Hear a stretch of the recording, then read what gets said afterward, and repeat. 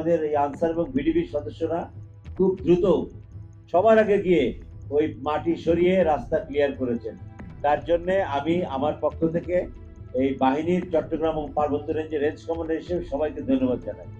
শুধু তাই নয়, যে কোনো দুর্যোগে আপনাদের যে উপস্থিতি, যে কোনো মানে জরুরি পরিস্থিতি মোকাবেলায়, জাতীয় নিরাপত্তায়, আমাদের বাংলাদেশের যে সার্বভৌমত্ব রক্ষায় আপনারা যে কাঁধে কাঁধ মিলিয়ে একসাথে সবাই কাজ করে চলেছেন, ধর্ম বর্ণ গোত্র নির্বিশেষে, এবং এই বাহিনীর পতাকা তলে একসাথে এক হয়ে এক লক্ষ্য নিয়ে কাজ করে যাচ্ছেন।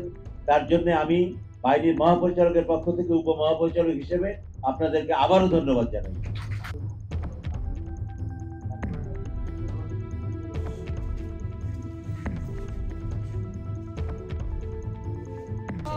এটা বলতেছি